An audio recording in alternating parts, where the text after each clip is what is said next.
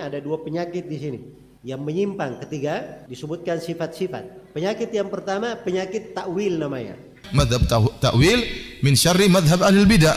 Dia termasuk dari madhab ahlul bidah yang paling buruk. Kita tidak mengingkari takwil. Takwil itu boleh kalau ada dalilnya. Dan kalau kita membaca kitab-kitab tafsir, kitab-kitab hadis, setiap ayat-ayat mutasyabihat itu pasti ada sahabat, ulama salaf yang melakukan takwil.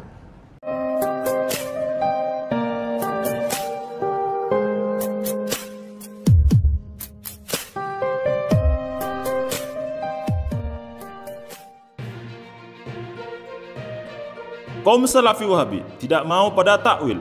Menurut mereka, semua ayat Al-Quran, baik yang mutasyabihat atau yang bukan, harus diartikan secara zahir.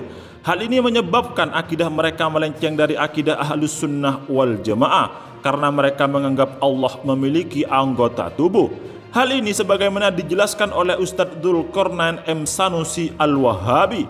Menurutnya, takwil adalah penyakit yang harus dijauhi. Dia juga menegaskan Ahlus Sunnah wal Jamaah dan ulama salaf tidak mentakwil.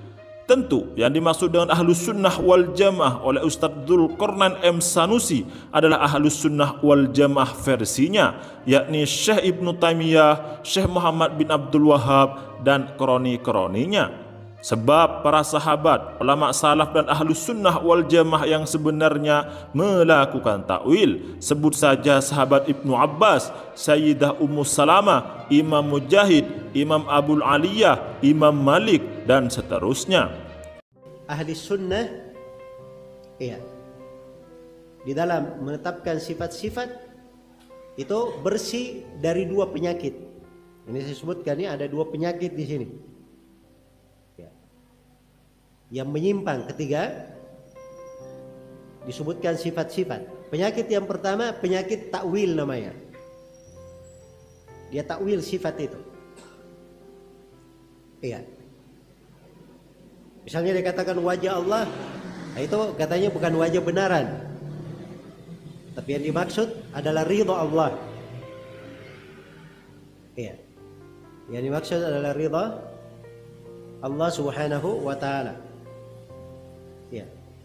Ada orang yang aneh-aneh juga belakangan ini. Ada orang yang aneh-aneh belakangan ini. Dia berdusta atas nama para salaf. Dia katakan bahwa para salaf itu katanya mentakwil. Ustadz Firanda, pentolan dai Wahabi Indonesia, berpendapat sama dengan Ustadz Dzulqarnain M. Sanusi.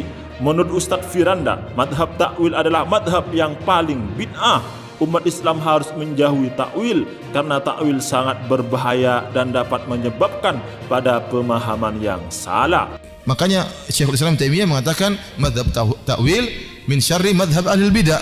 Dia termasuk dari madhab ahlul bidah yang paling buruk karena ditinjau dari konsekuensi dari madhab ini. Akan tetapi, kembaran Ustadz Firanda meluruskan tidak semua takwil itu bid'ah. Ada sebagian takwil yang tidak bid'ah. Menurut kembaran Ustadz Firanda ini, takwil diperbolehkan ketika ada dalil. Oleh karenanya, kembaran Ustadz Firanda ini tidak menolak takwil. Beda dengan Ustadz Firanda sebelumnya yang dengan tegas mengatakan takwil adalah paling buruknya bid'ah, mengutip pendapat Syekh Ibnu Taimiyah. Kita tidak mengingkari takwil. Takwil itu boleh kalau ada dalilnya. Paham? Tadi sudah disebutkan, Ibn Abdul Hasan Asy'ari mengatakan tidak boleh membawa hakikat kepada majaz illa bi hujjah, kecuali ada apa? Dalilnya. Kecuali ada dalilnya.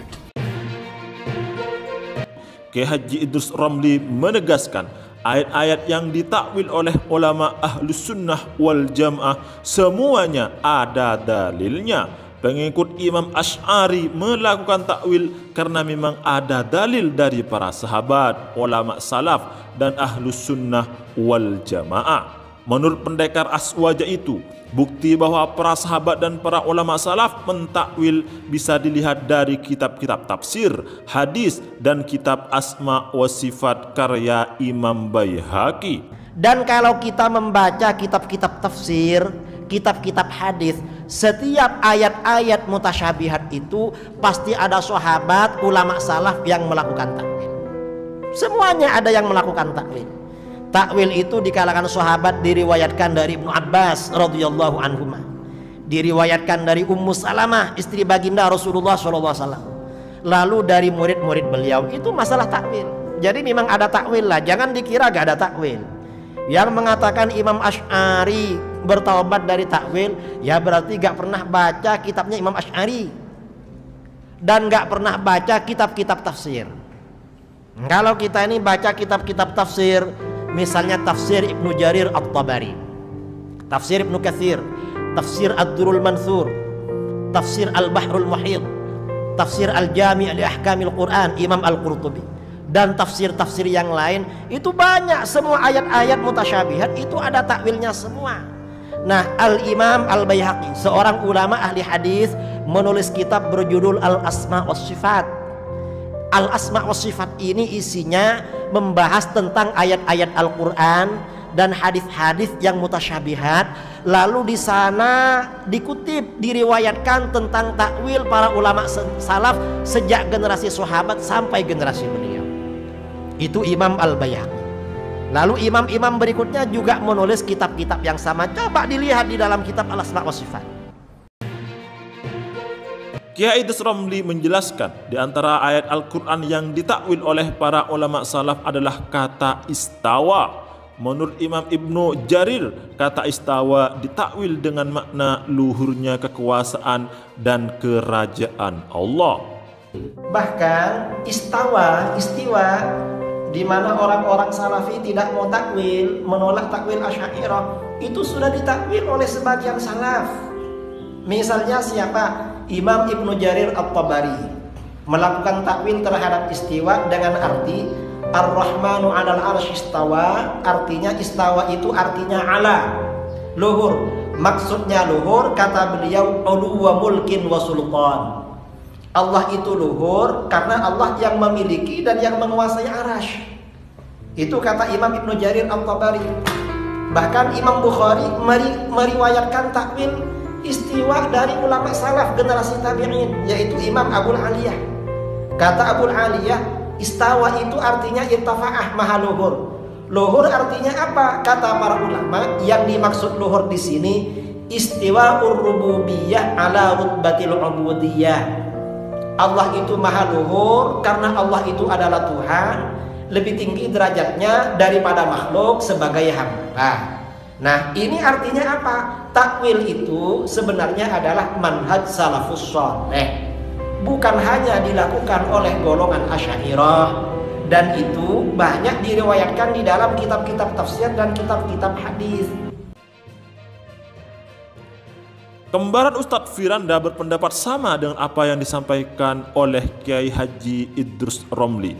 Menurutnya, takwil memang boleh kalau ada dalilnya. Pendapat kembaran Ustadz Firanda ini menurut Mimin adalah sebagai pendukung terhadap apa yang disampaikan oleh Kiai Idrus Romli, bahwa takwil yang dilakukan oleh ulama Ahlus Sunnah wal Jamaah semuanya ada dalilnya, yaitu dalil yang disampaikan oleh para sahabat, ulama salaf dan ulama Ahlus Sunnah wal Jamaah, karena kita semua harus ikut pemahaman ulama salaf.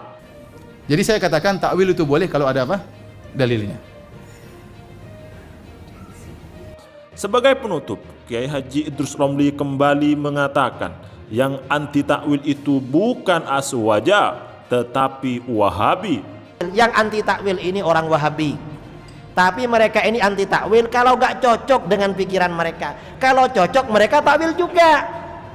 Wahabi tidak mau pada takwil, akan tetapi jika takwil itu cocok dengan pikiran mereka, maka kaum Wahabi juga mentakwil. Hal ini menunjukkan kaum Wahabi ini tidak konsisten, bahkan culas. Ini mereka ini sebenarnya culas. Mereka ini ya sebenarnya ya tidak konsisten lah, tidak mengikuti kaedah yang baku, kaedahnya gak jelas.